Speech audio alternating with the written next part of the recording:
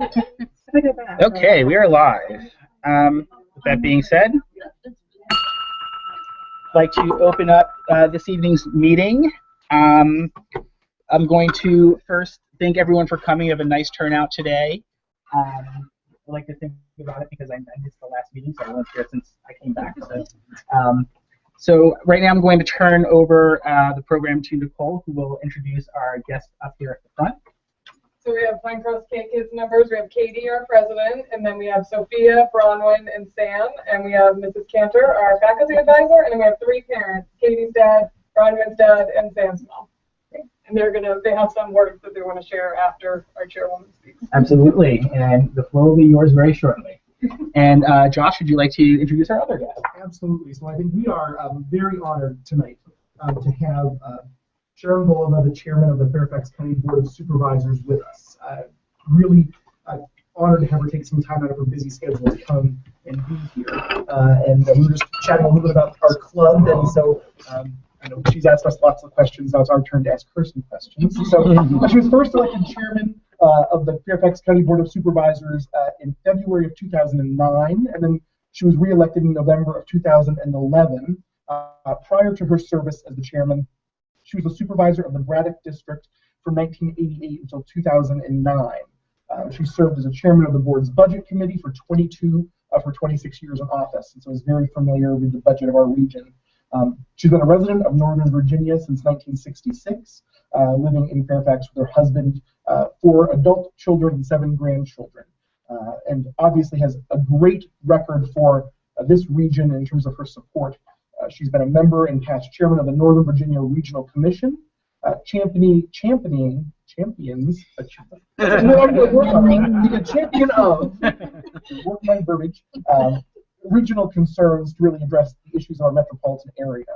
She represents Fairfax County on the Northern Virginia Transportation Authority, as a member and past chairman of the Northern Virginia Transportation Commission, chaired the Council of Government's highly successful Region 4 Coalition, and is the founder of the VRE commuter rail system, working also on our Metro Silver Line to Dulles Airport, and a number of other very important housing needs and workforce housing needs. So without any further ado, she has a newsletter, which she has with us, but we get her in person tonight, which I think is far better. So everyone, welcome our chairwoman of our Fairfax County Board of Supervisors, Sharon. Thank you very much, and I did bring copies of my newsletter. These are snail mail copies, but this is actually an electronic newsletter that I mail out about once a month. Or not mail out, but send out about once a month. And then, let's see, I think more will come around. And then sometimes more frequently, depending upon interesting things that might be going on. Let's see, where's a good place to stand? Why don't I just, will this? Yeah, I'll move the computer so we can. There you go.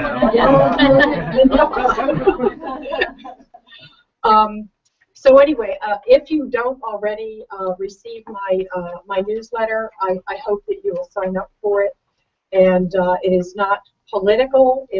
I'd like to think it's informative, and I'm really proud of the opening letter. I always write it myself. So when I was a little kid, I wanted to write, and I wanted to be an artist. And I didn't do either one of those things well enough to ever end up professionally doing that, but I get to write the opening letter for my newsletter.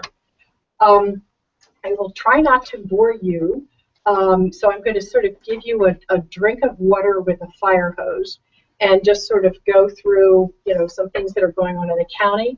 And feel free to stop me every once in a while if you hear something that you'd like to learn a little bit more about, or if you have a question about. So first of all, some factoids about Fairfax County. We have the 36th largest county in the United States. We have about 1.1 million residents, and we account for about 14% of Virginia's total population.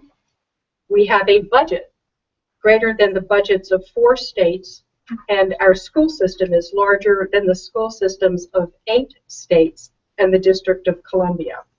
And Fairfax County is larger in population than 7 states in the United States. Bottom line, we're big. But sometimes we feel like a small town. And I think that's because we have such wonderful neighborhoods and wonderful community. And I really, truly believe that we have a great sense of community in Fairfax County. And organizations such as the Kiwanis Club help to make that happen. People feel included and that they're part of something. We also have 10 Fortune 500 companies that are headquartered here in Fairfax County. During the recession, it still feels like it's during the recession. We're still climbing out of it. But throughout the entire United States, the only moves made by a Fortune 500 company was to Fairfax County. And during that period of time, about 5 of the 10 came to Fairfax County. So I really think that says something about the promise that is here, and a lot of that has to do with the well-educated workforce that Fortune 500 companies and other companies can find here in Fairfax County.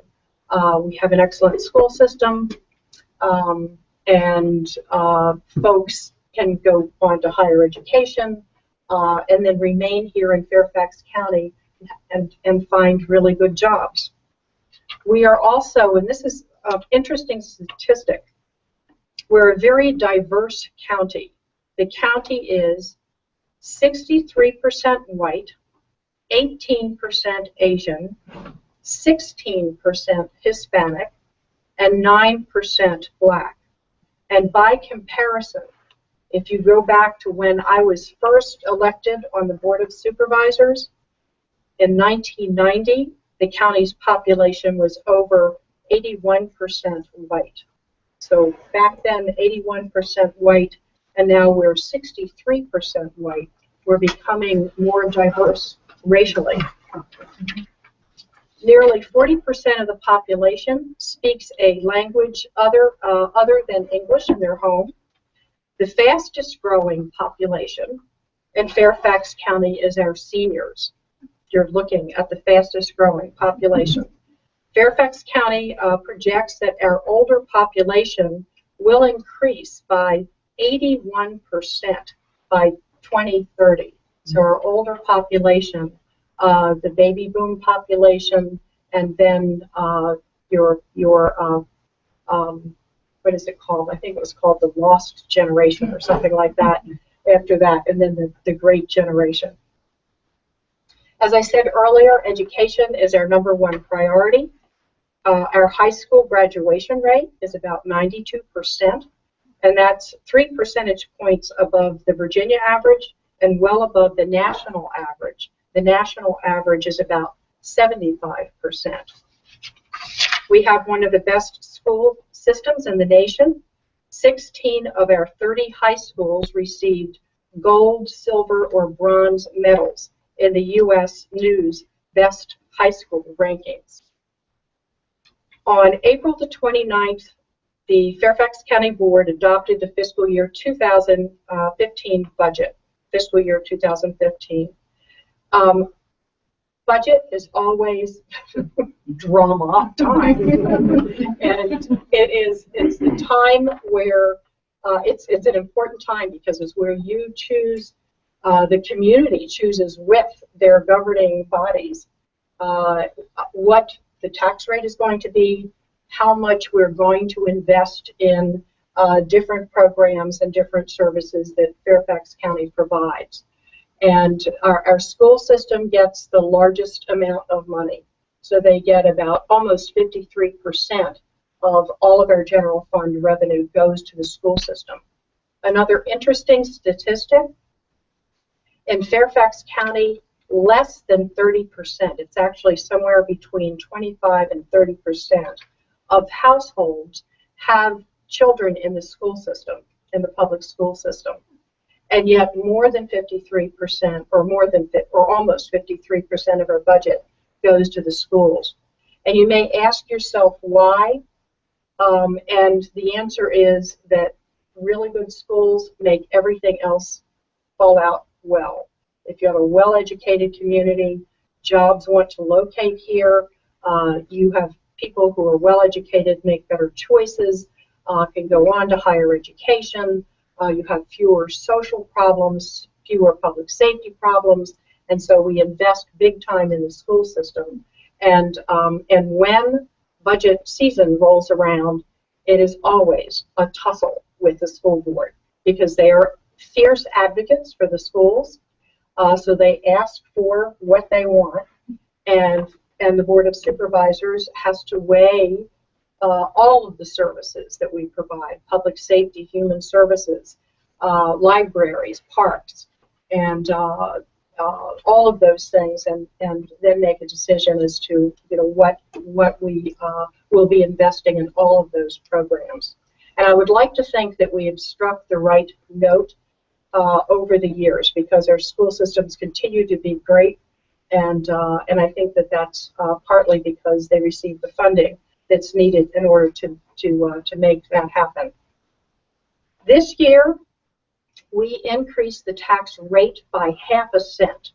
So the tax rate was $1.08½, and it was increased to $1.09.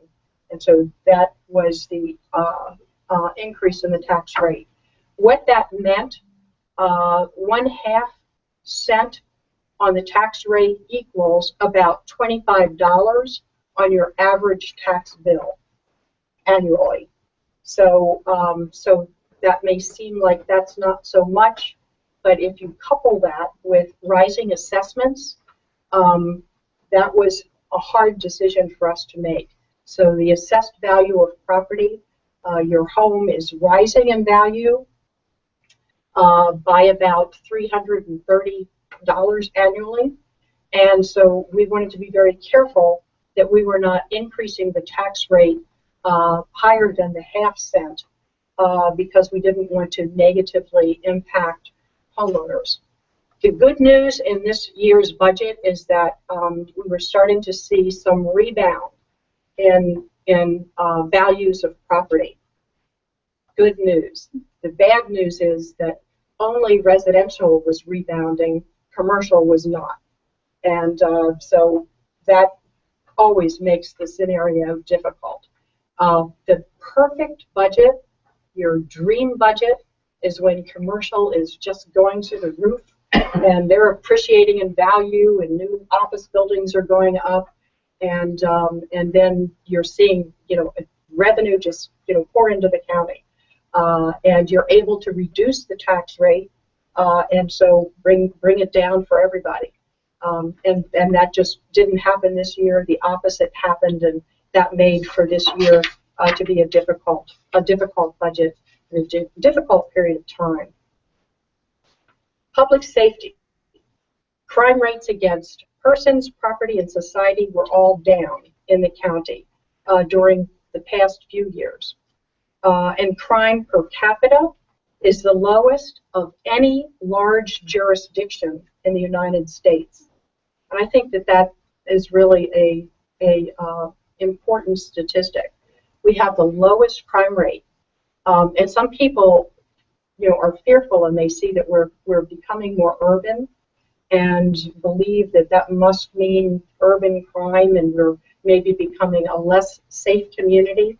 And actually, the statistics and the crime rates will actually show something very different. We're actually becoming safer, even though we're urbanizing. We also have new leadership this year in public safety. So we have a new police chief, Ed Rossler. We have a new sheriff, first female sheriff in Fairfax County ever, Stacy Kincaid, and fire and rescue chief, Richie Bauer. Fairfax County has a well-earned reputation as being fiercely business-friendly, and we have developed over the years a very collaborative working relationship with our corporate neighbors, with the corporate community in Fairfax County. They are our partners, and in part because of that, we have a very low unemployment rate. among the lowest in the region and certainly in the country. Our unemployment rate is under 5%.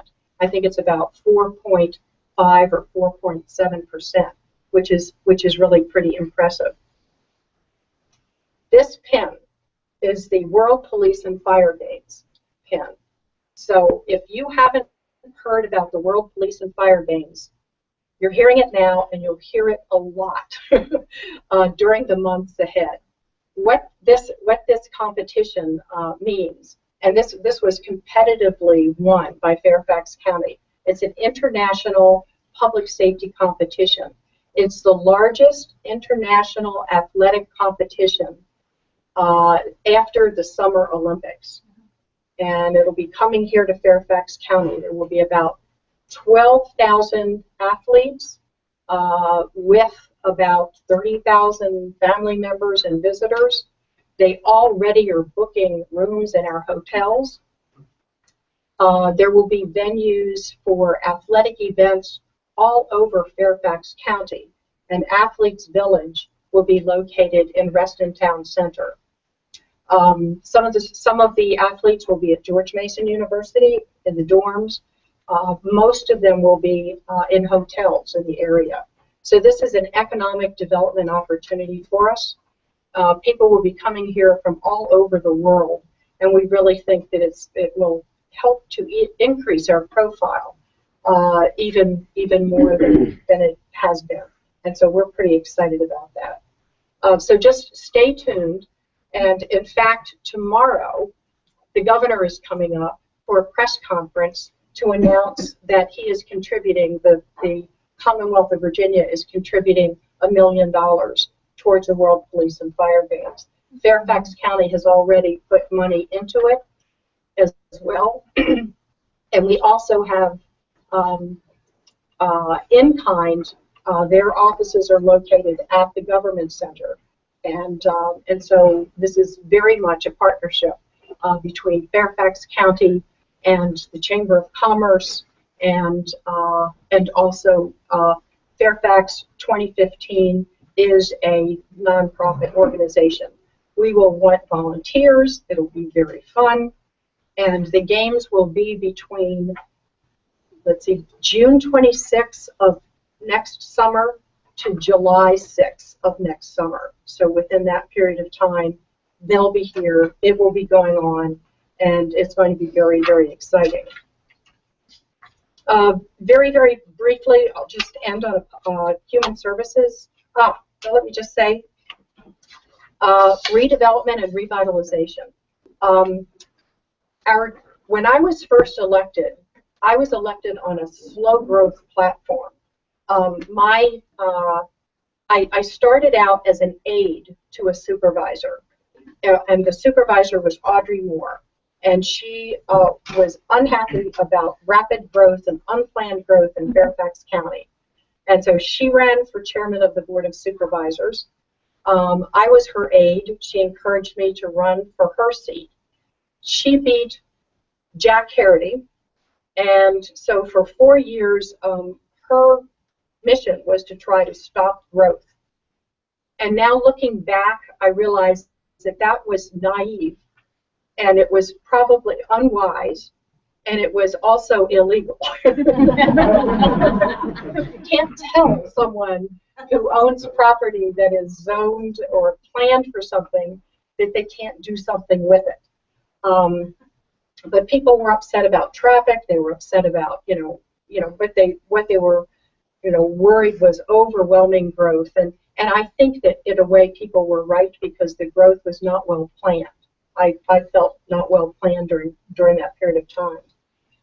Our growth strategy in Fairfax County is to redevelop and revitalize older areas of the county. So where you have older commercial and industrial areas like Merrifield, with the mosaic at Merrifield, you have some older industrial uses, an area that could deteriorate. These areas, Springfield Mall, the Springfield Mall area, where you had an older shopping center that was starting to experience some gang activity. The shopping center was not investing in that shopping center. It was old, and when it was built, it was the thing. But people are attracted to newer places and different shopping experiences. So also Richmond Highway. All of these sorts of areas are places where we want to attract growth, where we want to see revitalization, reinvestment happen.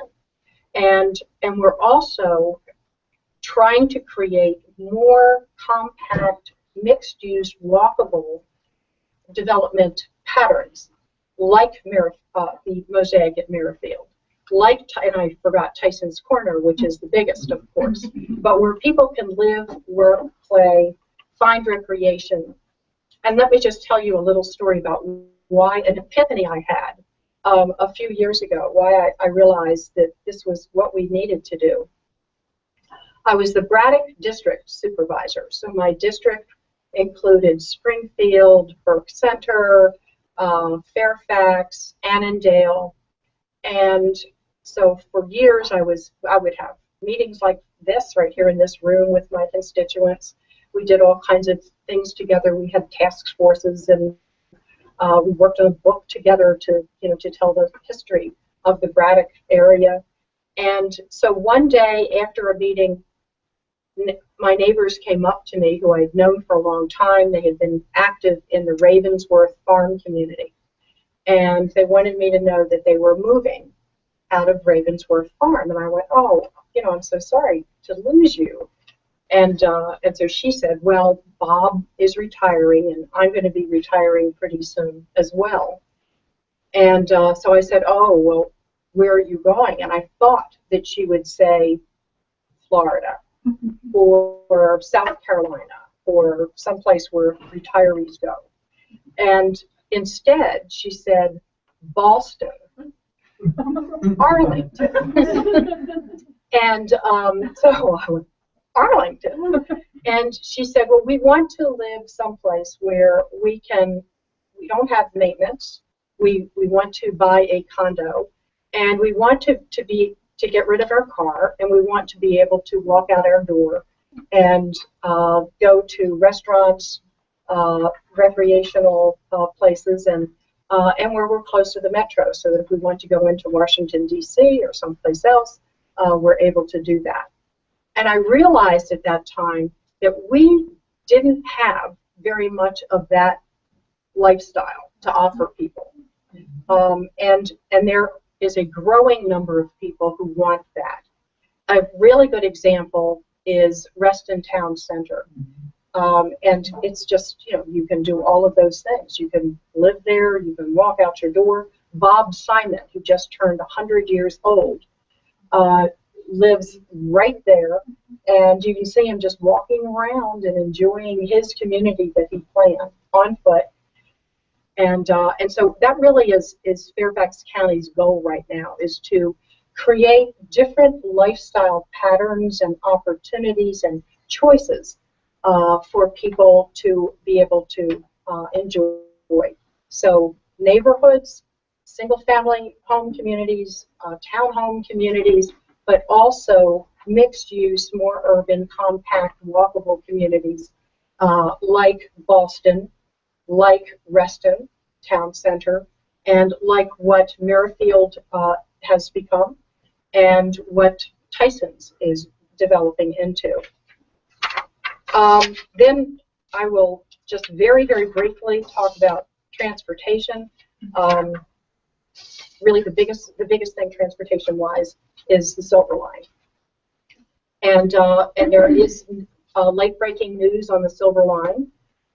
First late-breaking news is that the federal government, U.S. Department of Transportation, has approved and this is for phase 2, a nearly $1.9 billion TIFIA loan. And some people wonder, what the heck is a TIFIA loan? A TIFIA stands for Transportation Infrastructure Finance and Innovation Act. It's a loan. It's not a grant. It's not a federal grant. But the advantage of it is that it has a very, very low interest rate, about 2%. And you don't have to start paying it off until 5 years after your project is completed. So we can be earning money on the special tax district, building up money from the C&I, commercial and industrial tax, so that we are more easily able to pay off the financing for phase 2 of the Silver Line. Phase 1 of the Silver Line is about to turn over from MWA, the Metropolitan Washington Airport Authority, to WMATA, the metro system. And so that's going to happen before the end of this month, and that's a big deal. So that means that they've got the green light they've got actually 90 days, and I'm hoping it won't, in fact, I know it won't take that long. But they will be doing, now WMATA will be doing their own testing and training of their employees on the new line. And then the opening day, I know,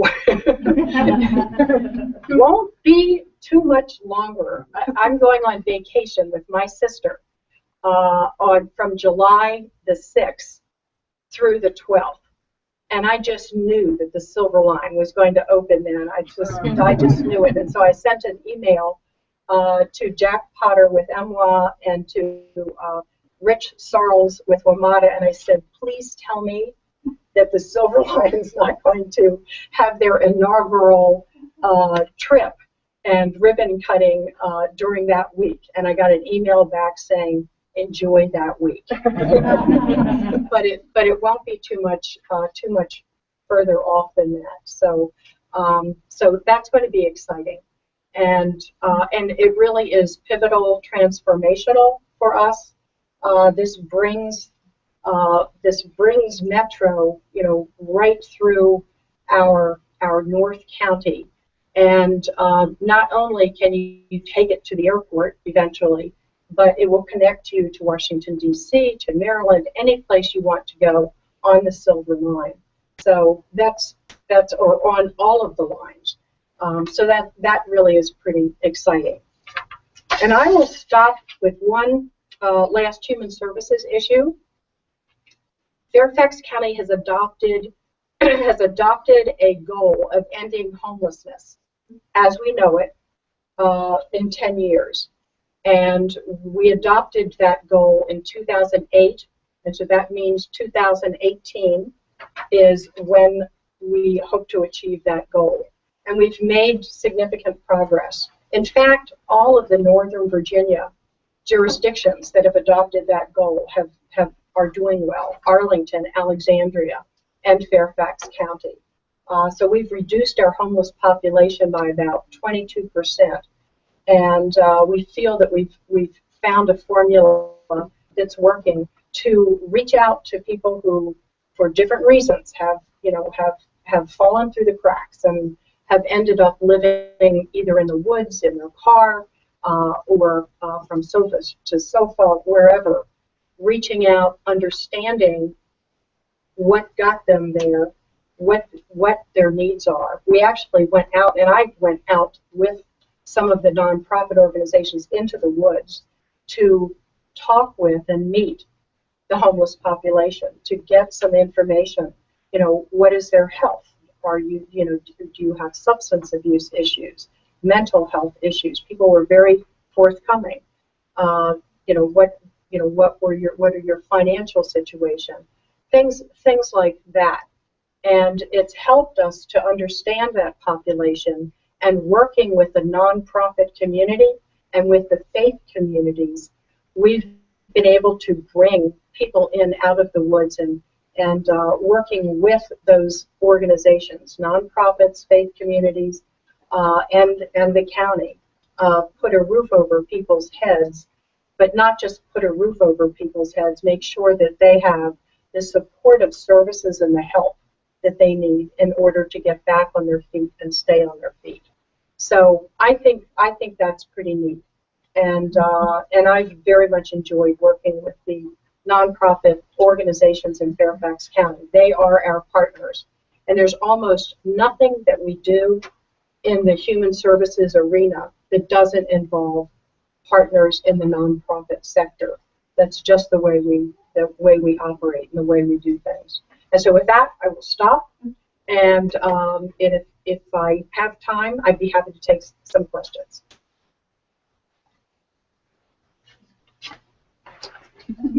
I'm not sure if you'll be able to answer it or not, but my husband and I just bought a house last week.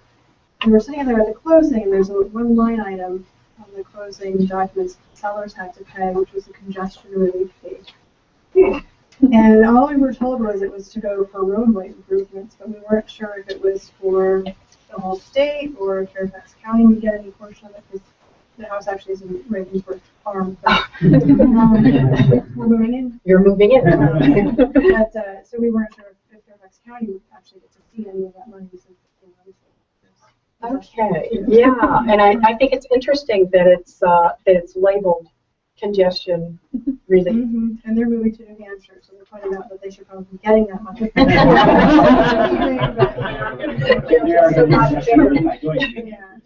Well, actually, what I'm pretty sure that is the grantor's tax.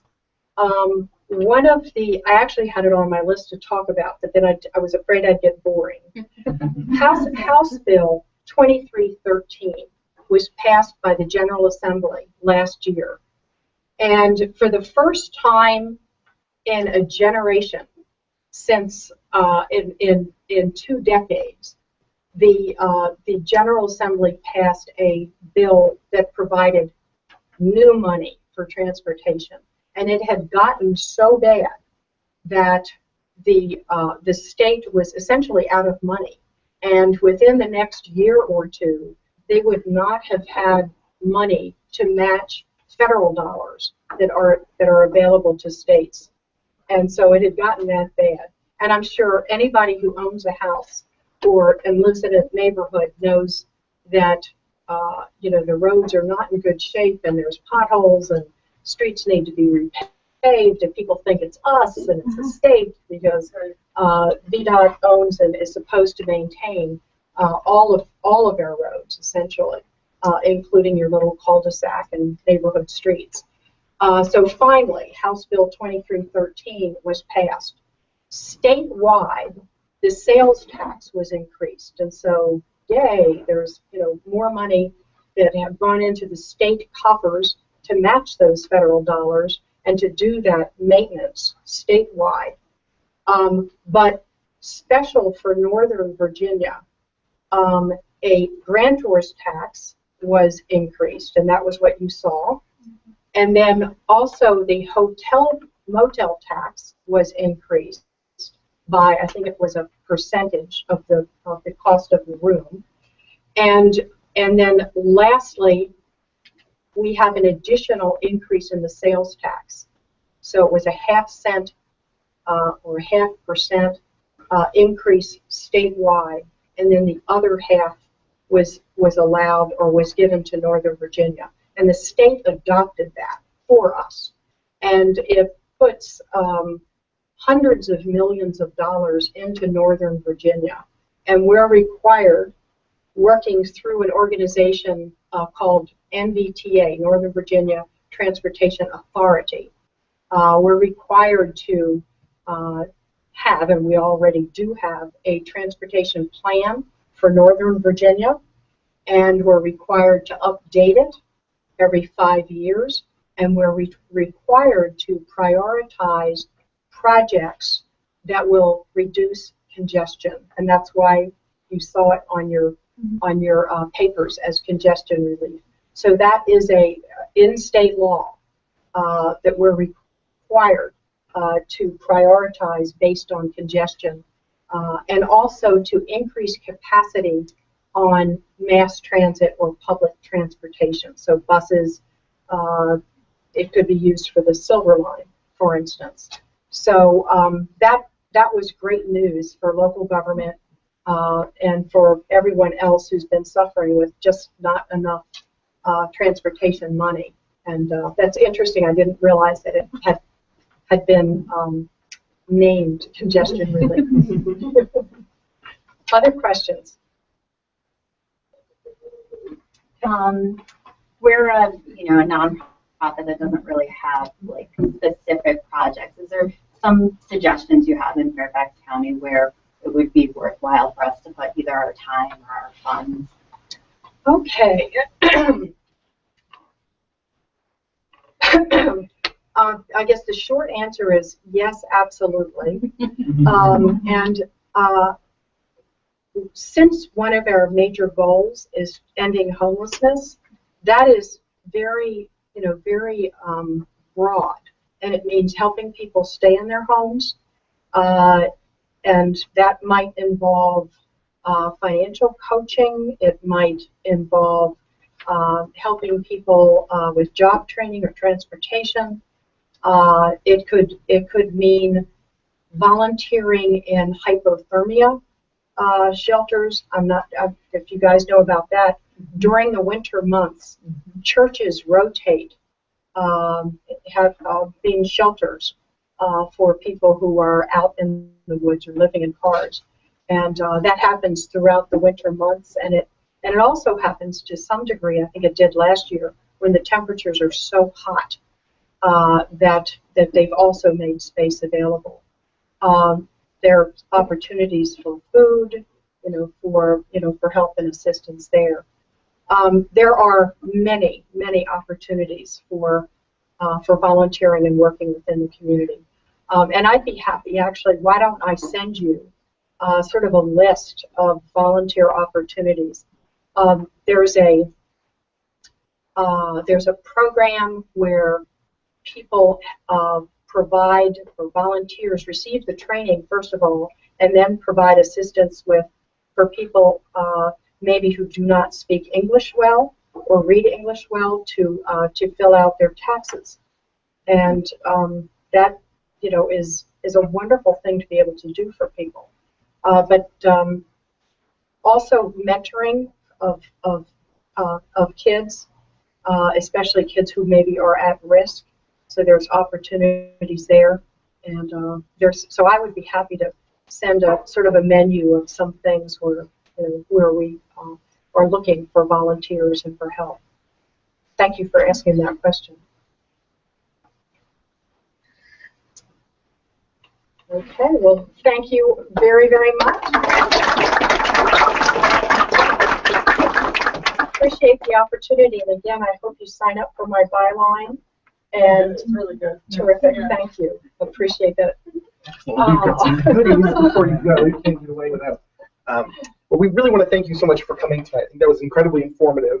I know I learned an awful lot tonight, and certainly appreciate you taking the time to be here. So we've got travel mugs. So as you're going from meeting to meeting to meeting to meeting to meeting, you'll be able to hydrate and promote Kiwanis, and then also a T-shirt to wear around during your free time and today some meetings you go into. I like to jog, and so I will proudly wear that T-shirt. Well, you got more where this came from. So, if the Board of Supervisors wants to jog with you, they can also be attired. So, thank you so much for being here. Thank you so much. I'll take a quick photo of you up front. Thank you so much. Okay, all right. Let me put down the goodie. Very nice. That's a nice prop. Okay, 1, 2, 3, and 1, 2, 3. Thank you. And if we can do just one more photo, if some of the club members would like to come up as well, we'll do a whole club photo. So members, everybody, everyone's so like, oh, I'll take that so you can be in. One big photo in the back. You tell college season is over. We have a lot of our members are in either master's courses, or so we have a lot of larger attendance today. Yeah. I know Zach is Mason's done with this. Yeah.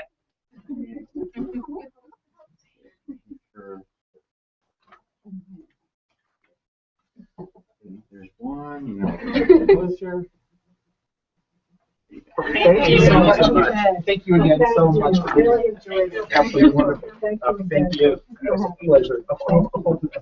For that list. Okay, that's terrific. And you're more than welcome to stay for the rest of the meeting. I know you have a busy schedule, probably have an early morning, so if you need to take off, that's perfectly fine as well. So. Okay, great. Well, again, thank you so much for coming. Enjoy the opportunity. Thank you. Okay, so now we're going to have our Pinecrest School K Kids Club come up and kind of go over some of the things that they're doing. So I guess we'll have President Katie come up. Or Everybody. Okay. You guys did great waiting through the speaker, by the way.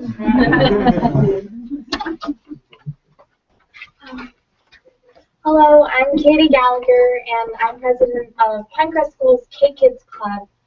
We're just going to take a few moments to have everyone say a few things about what they like about K Kids and some things that we do. I'm going to start out with one of my most favorite things about K Kids, actually visiting Golden Living Nursing Home, which has been a huge experience for me.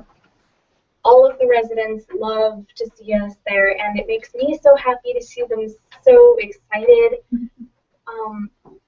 And we have made rainbow balloon bracelets for them. We've sang for them, told jokes, played cards, made cards and pictures for them, and so many and have made so many friendships with them. It's been an amazing experience to see all these people. And we learned so much stuff about them because actually we found out one of the residents last time we went, we found out one of the residents was actually a contestant in Miss America, which is really cool. So it's pretty amazing to know that. Sam. What I was going to talk about was the food drives that we do. We're doing a food drive starting soon, I think, or it's already started now because most people don't exactly donate food during the summer and spring because there's lots of food going around and more in the winter. So we decided to do it now and we've done past food drives a lot and they've been really successful. Good. I'm Bronwyn, I'm in 4th grade, and I've been in K Kids for 3 years now. And another thing we love to do is adopt a highway. It's right on, I forget the street, but it's Alpine Drive. It's right on the Columbia Elementary School, and we're just cleaning up the road, picking up trash, and we're helping the community and the environment, and we're cleaning up all the litter that's dropped. So that's personally one of my favorites that we do. Hi, I'm Sophia Tanasco, and I'm in 3rd grade, and I've been in K Kids for 2 years, counting this year. I'm going to talk about all the charities we raise money for. So we do fundraisers for Lemonade and JDRF and St. Jude's and all those other charities. We do food drives. We do car washes. We do bake sales. We do craft sales. We do food drives, book drives, and more. So one of the reasons we do JDRF is because one of the students that graduated at our school, she had diabetes, so that's one of the reasons we raise money for JDRF, and we also do trick-or-treat for UNICEF for our learners. Another thing that we started this year was we started making dog toys out of T-shirts, which Kiwanis actually inspired because they did that, and we donated them to one of our local animal shelters, and we sell rainbow balloons a lot at a lot of our school events, which has been really fun. And we've done so many amazing projects and things, so we thank you for letting us share with you about that, and thank you for helping sponsor our club. It's been amazing to be part of this, so we couldn't have done it without you. Thank you very much. Thank you.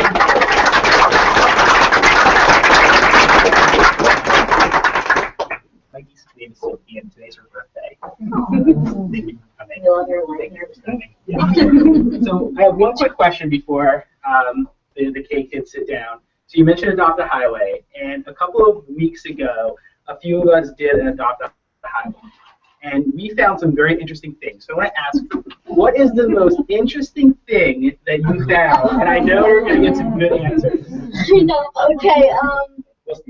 This might be weird, but and they're all weird. okay, so there was like a car on top of it. Like I saw it sticking out of the gravel under a car, and I dug it up, and I don't know. I wasn't there. It was the previous trip. I dug it up. It was a bag of dog food. Oh.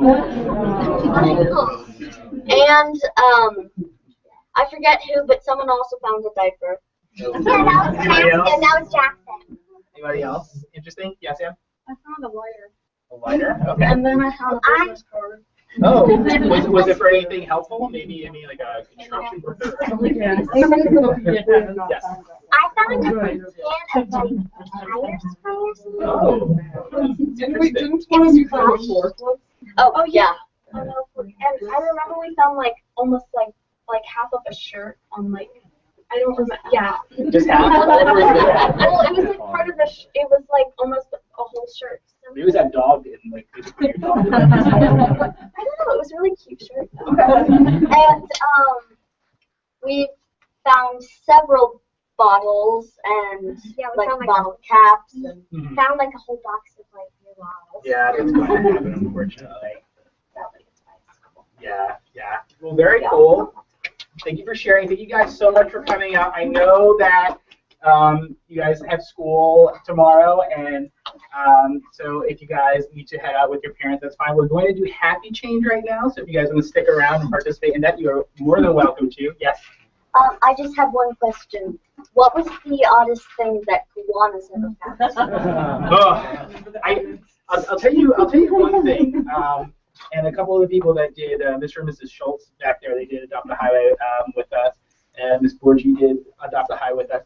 I feel like we found enough pieces that if we had some super glue, we could have actually built a whole car. There are just so many car parts. We're talking, big plastic pieces that would go on the hood or maybe on the side, some hubcaps for the tires. So I think if we had enough super glue, we might have been able to build a working car, and if we knew anything about car making. Cool. Well, guys, thank you so much for coming. Thank you. Thank you. So I guess with that being said, I'll start the Happy Change, and then I'll pass it along to our K kids, and then they can head out if necessary. So I kind of went through my whole change thing here. I am happy. I'm happy for a couple of reasons. I'm starting a new job this week at the same company, just a better position. I'm now a business intelligence analyst, which makes people think I'm smart because it has intelligence. And my favorite hockey team, the Rangers, are doing really well. My wife, Corey, made it safely to her work assignment in New Delhi, India, and she's there for a couple of weeks. And lastly, vacation in Turkey. So we're going to Bermuda. So it's well, I'm happy our K-Kids members could come tonight and some of their parents. And thank you, everybody, for being so attentive to 2 speakers in a row. I'm happy that I got to meet all of you and experience this. It's really inspiring. I'm happy because my birthday was on the 9th of May, and my mom ordered stuff, so it's just been coming and coming. I got a shirt today, and I got a really big book yesterday.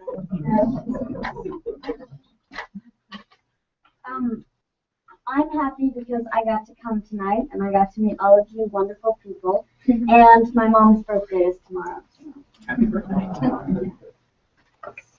I'm happy because I want to. And I finally was able to build my computer. Could use you at the Adopt a Highway. Maybe you could help us with that car. I'm happy because this week is Teacher Appreciation Week at school, and the parents and the kids, it's just been so overwhelming with all the wonderful things that they've been giving to us. We had lipologists read our lips, and flowers and wonderful cards, and it's just such a happy feeling to know that you're so appreciated and so loved by everybody.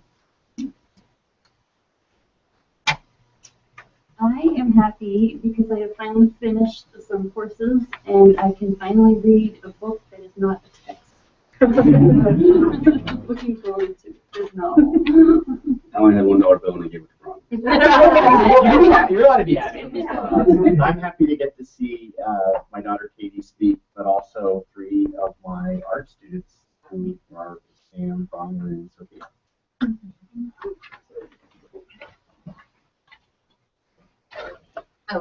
Oh, I am happy to have so many members here, and I'm happy because I have to take an online course in order to sit for my CPA, and it looked like it was going to be really hard, but it turns out that it's not as hard as I thought it was going to be. Maybe you're just smarter than you thought. Maybe. I'm really happy that I could be here tonight. I've been pretty busy with my husband traveling, so speak to them tonight. I'm happy because I graduate from graduate school on Thursday. I am happy because in 1 month's time I get a new house and baby and workspace. So much has changed. So maternity leave might be a nice vacation. I'm happy my sister got married a few weeks ago and it's moved to Republic and brought us all away. After this week at school and giving our state standardized tests, I'm happy to be going to Massachusetts this weekend. I'm also happy for that, and happy that I had a really fun birthday this past weekend at the Preakness. And I'm happy that McLean Day went so well this weekend. I'm happy because on Thursday I'm going out to Strasbourg to meet my cousin's new baby boy, and next week I'm going to New Orleans with my fiance and his family. Let's see it.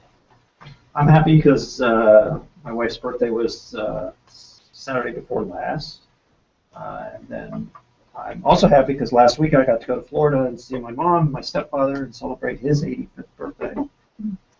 And of course, I'm happy that I finally made it here and I didn't get stopped by any traffic cops. 75 miles an hour from Fredericksburg. It's not. We're not that important. You didn't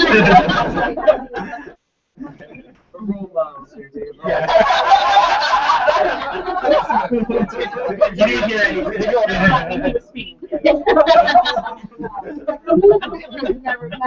No.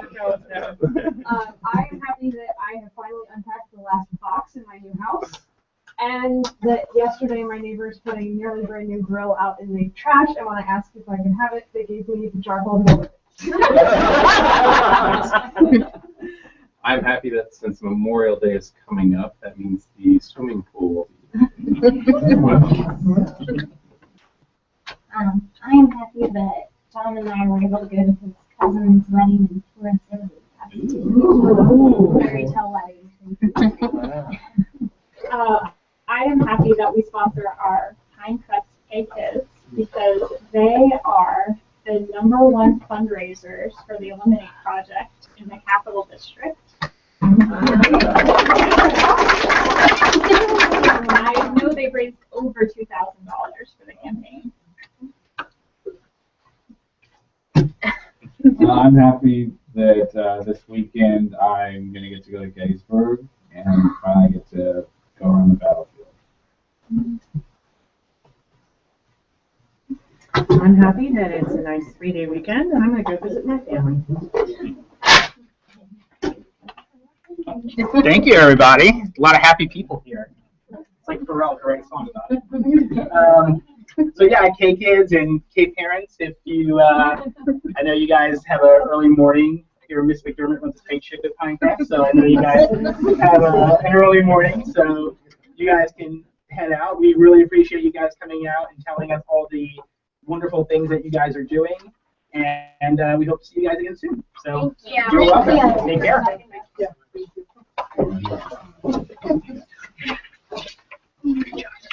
Thank you, everybody. Thank you.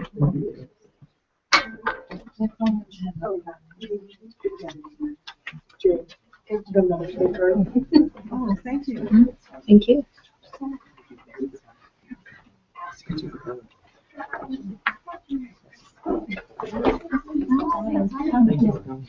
Thank you very much. Thank you for the. Everybody else left. Okay, so we'll continue on with our agenda. Josh, would you like to talk about the Kiwanis Educational Effect? Today's Kiwanis Educational Effect is all about K kids. Since our K kids group is some of our one of our presenters this evening. One of 3 different programs that Kiwanis supports for elementary age students. The others being the Terrific Kids program and the Bringing Up Grades program. And so, as we can clearly see evidence tonight, K Kids is teaching our students a lot about leadership, self-development, setting goals, working with others, and it was a really wonderful presentation tonight. And so that educational effect reinforces the great work that we're doing, and that our advisors and our parents are really supporting. So, great. Thank you very much. We kind of went out of order with the happy change. Wanted to make sure that K kids who were really excited to participate wanted to make sure that he can get home and get some rest for tomorrow. So Brandon, you want to talk about the service calendar? Yeah, some of the past projects. Last meeting we made some fleece blankets for Project Kiwanis is the organization.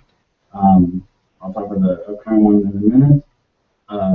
Kay or Nicole, do you guys want to talk about the Ronald McDonald House, the last one? Sure.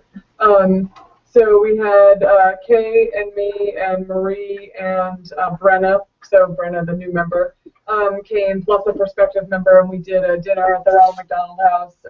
They told us it was a full house, so that was good to know that we were kind of cooking for everybody. And at the end of it, one of the families came down, and it was neat to interact with them because you could tell that they wanted to eat dessert first and then everything else. But it was really they really were appreciative, so it was kind of nice. We don't normally have that, I feel like, at least the previous times when I've been. So yeah, so it was positive. All right. On Friday, Mitra and I helped out Nicole at Pinecrest with probably twice a year for their movie night. They played Despicable Me 2, which was fairly funny. I laughed a few times. So I had never seen Despicable Me 1, so that was good. Mitra, do you want to talk about McLean Day? Yeah, so McLean Day, just to give you an idea of what happened, Christina, Brandon, and I got there at 7:30. 6:50. We may have been running late. We helped with load-in, so we got our walkie-talkies and we directed traffic and helped everybody drop off their stuff in their booths. And then at 8 o'clock, Jamie came rolling in with all the supplies for our tent, which included the table, the tent, the chairs that were donated from Pinecrest, and with the help of Justin and Scott Scholes, set up our booth. Ended up looking great, really nice. We had a nice spot in the shade. It was actually too cold for us by the end of the day. So what we did was we had a table out front with some informational stuff, some stuff about Safe Sitter, some stuff about our upcoming diaper drive, and then we invited any kids to come in to do a craft with us. And so we had these little ceramic animals that JD's mom donated to us, these small ceramic animals, and then we had the kids come in, sit at the table, and paint them, and then they got to take them with them when they were done. Got a ton of people in. It ended up being a really good service project, and at the same time and while the parents were waiting for their kids, we could talk a little bit about who we were and what we were doing. I just want to give Jamie a round of applause because her coordination on this event was impeccable. She had figured all the details out about how to run the painting and how to run the event successfully. Our tent did not blow away. There were no disasters.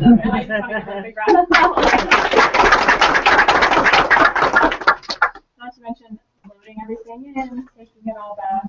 Really amazing help. And a really good project. All right, going forward, we don't have anything this weekend. It's the holiday weekend. At the end of the month, we have a Safe Sitter class on Saturday. The teachers are finding on naming teachers, right? For this class, we have Christina and Jamie, and usually we go with 4 instructors, but we only have 3 of us available for this class. If you're an instructor and you're available for that date, let me know. I think I already told everybody. Yeah, we're always looking for more instructors. If you are a club member who wants to get involved with Safe Sitter, come talk to me. I know at McLean Day, there were quite a few people that took the brochures. A few that said, like, my daughter's friends have done this before, so hopefully that'll bring in a few. And I know quite a few of them talked about the community center does a CPR training, and we had the dolls out there. So, I don't know if we want to look in the community to that community center to have an event. Okay. Maybe try to look at some of the Girl Scout groups there, but that could work. Yeah, if there's other location that you think's good, like I can look at the community center. That's fine. We had previously been at Oakton, and then that space was going to charge us money, so now we're in Chantilly, where I was able to get some free space that works pretty well. But we can certainly look at other locations because we're not very central to Tysons Corner right now. Although being that it's on a weekend, people seem to have too much trouble driving out to Chantilly. It'd be different if it was like there's traffic, but very true. Yeah. Okay, thank you. No problem. On June 1st, we have the Toy Cure. We're going to have a water station that's like right up here in this Isleywood Park, like just on top of the hill in front of the school there. So it's really close to here. We're going to be on, there's 3 routes. There's like a 100-mile route that goes west, so we won't be on that one, which is good, because then we can break down earlier in the day. We're only on, I think it's the 30-mile route or the 40-mile route. So breakdown is at 1 o'clock, so we can do on the sign that's going around. I actually got to cross out the last shift, which is great. But really we'll just be, the bikers will be coming by, needing water. We'll probably purchase some other things. So they'll provide us with, water and stuff like that, and we'll purchase maybe some snacks for the riders and stuff like that. If you are going to do it, please tell me tonight or this week, because the Diabetes Association does need or want some names, at least a few names of people that are going to be there. I'm also going to try to reach out to maybe some of our more active key clubs to see if they can provide some people. I think it'd be a fun event for them, just kind of hanging out at the water station. June 3rd, since this is probably going to be, with the summertime, we only meet once a month, so I kind of see this as like the end of the cycle of in-house service projects.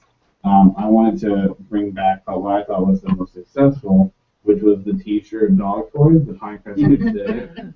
And I know at least Jen Wolf has a lot of T-shirts left over. So yeah, I have a bunch of my toys. If anybody at the next meeting wants to bring T-shirts, we'll be making those again. So just keep that in mind, and scissors as well. The June 7th, the Ronald McDonald House meal preparation again coming up. We don't have a leader for that one, so if anybody wants to be in charge of just thinking of what the food is and purchasing it ahead of time, I would appreciate it. June 8th is the diaper drive. Up here in this, inside that trash bag is a cake that Lana made out of diapers. If you want to look at it after the meeting, it's actually a pretty cool thing to look at. We had it at McLean Day. A lot of people saw it and looked at it. And Lana made a little shopping list that we'll be able to hand out at the diaper drive for people going into the Target at Mosaic. So I think that one can be very successful. Yeah, we the people who do like the marketing for the Mosaic District said that they don't generally do stuff at the atrium of the Target. So they asked this maternity fashion store, and they're just a few doors down from the corner entrance to the Target. So we'll kind of have our setup in front of the maternity store and then kind of walk over to the Target entrance to hand out flyers and kind of, yell at people, hey, we're taking donations. So, and unfortunately the maternity store is only open on Sunday from noon to 5 or noon to 6. So we had to change the time to, I've got 11 on there, so there's time to set up. And then break down at 5, we'll just take however long it takes to get the donations gathered up. On June You 4th. can come for however long you can, just let me know. And that is on the sign up. So on the sign up, if you want to come, you can write what time you can be there. I don't remember if I broke that up into 2 shifts or not. On June 14th, the Head Start moving. They're moving out of their Boston office. If anyone is interested, they can always use an extra hand. It probably won't be that long of an event, but they can obviously use the help. On June 22nd, Generosity Feeds. This one I didn't get to sign up for it, but this is a large organization, and what their goal is to package 10,000 meals in 2 hours at McLean High School on that day. So from 10 to noon, they'd like to package 10,000 meals. Christina, did you contact them at all? I haven't, but we just sign up online. There's like a sign up thing, so once I know how many people want to go, I can sign everybody up at one time. Yeah, so if anybody else want to go to that, you can tell me tonight. I'll have the sign up at the next meeting too. But yeah, if you just keep that in mind at the end of June. That's all I got. Okay, great. Thank you, Brandon. Jen, socials and interclubs? Yes, for past socials and interclubs, a few of our members went to the Manassas Steak Fry. Would someone like to give a report? I know you all enjoyed the key lime pie. I saw Facebook. Do you want to talk about it, Carolyn? Sure. We went out there. It was a smaller crowd this year, but still a good turnout. They had good representation from around the state. The governor came out, as well as a few members of the Kiwanis Foundation board, and Jen had her requisite 2 slices of lemon meringue pie and got asked if she was pregnant while on the 3rd glass of wine. So just remember, if somebody's had 3 glasses of wine, not gonna have the whole thing. For those of you who don't know, is that Jen went into labor shortly after having the lemon meringue pie with Char at the Manassas Steak Fry. Thank you. I'm glad you all had a good time. For upcoming socials and interclubs, Thursday, June 5th, Fairfax Kiwanis is doing a fundraiser at Joe's Crab Shack in Fair Lakes, and so they've, I know, promoted their event on Facebook, but they've also emailed to see if any of our members are interested, so feel free to attend. Saturday, June 14th, we have another divisional council meeting at the Salvation Army in Arlington, and then there is a $4 continental breakfast available if you would like to partake in that. Thursday, June 19th is our baseball game at Nationals Park, and a few of our members, as well as our other SLP family, have bought tickets. Saturday, July 12th at 6 p.m., Jamie is hosting a game night at her apartment in Reston, and so she's invited all of us to have an evening of laughter and socialization. And then the board is choosing the dates tonight for the summer meeting, but we have putt-putt golf, outdoor movie, and then we will be doing a Jason's Deli fundraiser, social / new member outreach, kind of roll all 3 things together at once. And so once we pick our dates for the summer, I'll be able to pinpoint the off weeks and let you know those dates soon. Great, thank you, Jen. And I just want to thank Jen for all of her hard work with promoting the Eliminate Nationals baseball game. So just want to give you a nice thank you. I know we have 90 tickets today. Should be a good turnout. 93. Oh, there you go. Should be a good turnout, and hopefully the Nationals win. Unless you're a Braves fan, then hopefully they win. So we are moving on to our SLPs. I know a lot of SLPs are either have wound down for the year or are in the process of winding down. So just in the interest of time, I'm going to ask if you have anything extra that's not on here to talk about it. If not, then we can just roll on to the next. I have one extra thing to say, which you can take offline later, but a student at McLean High School expressed interest in starting a key club. We're closed. Or bringing back a key club or whatever, so I just wanted to mention that. Somebody that you know? Yes. Okay. Okay.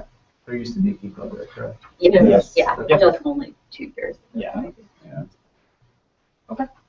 I guess we'll TBD with that and stuff. Well, we have talked about, that is a different situation because in the, I don't know, 10 years that I've been in the club, it wasn't a club, then it got chartered. Now it's dead, so it would be like a recharge. So I think we did talk about this recently. Yeah, Some of us did, but I think we need to go to the school and say you need to either make a commitment or not, because we can't keep not having it and then having it. I feel like in my 4 years in the club, it's gone through multiple cycles. So This would be at least its third or fourth lifetime. Yeah, that would probably be something that next year's board would, because they're shutting down at for the this year, point, so that would be something that, you know. But I think that would be a little bit different in that, like, some of us would have to go there and say, like, you know, are you committed to having this? Where we don't normally do that for new clubs, but yeah. Okay. Cool. Anything else for SLPs? Okay, moving on. Membership, Kim? So we're going to be doing our induction of our 3 newest members, Justin Brown, Brenna Mary, and Marie Flanagan on June 3rd. So I hope that a lot of folks will join us in welcoming our new members. I know that they've been very participative, so it'd be nice to actually have a lot of folks. Yeah, I know Justin did say he was online earlier, so if you're still listening, Justin, hello. Okay, yeah, and then Kim, you and I will coordinate with the. I believe I have the membership pins, so you don't have to worry about that. And then you have the certificate stuff too, so we can connect and talk about that. Great. Anything else, Kim? Nope, that's Thank you. Mitra, PR. Yeah, I think our next opportunity to advertise will be at the diaper drive. I think we get a chance, or if people ask, who are you? So we'll have some we'll try and have some Kiwanis materials there. And I think that's it. Okay, great. Lana, fundraising / Dave fundraising. Go ahead, Lana. Just whatever shifts are. Okay, yeah, we've got 9 shifts left still to fill, 3 on Wednesday, 2 on Thursday, and 4 on Friday. So if you all have some availability, we really need to try to fill those up. The Leesburg Club did come back to me and said yes, they would participate, but they haven't given me any shifts yet. So I do expect that hopefully they will take a couple of slots, and Woodbridge did take a couple of spots as well. That was another club we reached out to. So, but again, I'd really like to see Tysons members fill as many of these slots as possible. So, but we've got I think 16 of the 21 slots that have been filled are Tysons members. Great. Yeah. So contact Dave if you're interested in signing up for any of the Quicken Loans, whatever it is this year. Tysons probably not going to be playing, just so you all know. Never mind. Yeah. Okay, great. Going to our upcoming meetings. We have the usual meetings during the month of June on the 1st and 3rd Tuesday. And then I have just tentatively Tuesday, July 1st, to be determined. That's our social week or time. So if you're newer to the club, which I think everyone was here last summer, but during July and August, we, in lieu of the first meeting of every month, we usually do a social because a lot of people are out of town with vacations and such. So instead of having a formal meeting, we'll just meet somewhere and have a social gathering. Josh, you want to finish up with our positive thought? Our positive thought tonight, it is not true that people stop pursuing dreams because they grow old. They grow old because they stop pursuing dreams. Okay. Thank you, everybody. Thank you, everybody, for coming. It was a great turnout. Again, just want to thank Josh for doing all the legwork with securing the chairman. That might be the biggest speaker, definitely through my 4 years. That's probably the most high-profile speaker. So thank you very much, Josh. Upstage, Mark Warner. Yeah, but we didn't. Somebody thought we had Mark Warner. We had Mark Warner's So we've assistant. actually, because we had the supervisor before it was Sharon Bulova, we had the one before that. We had two supervisors. Oh, okay. And that was Jerry. Yeah. Who is now. Jerry Conley. Yeah. You didn't get Stu Wilson to speak when he was. That was before our time. Yeah. That was, yeah, before our time. If there is not any, is there anyone else doesn't have any anything to add? I'm going to officially close this evening's meeting. And in the interest of time, board members, maybe 2 to 3 minute transition, and then we can start the. Yeah, you're ready. Jamie works. Oh, okay. Oh, really? Yeah. Are we I'll definitely do going her to interviews when we get home. Yeah.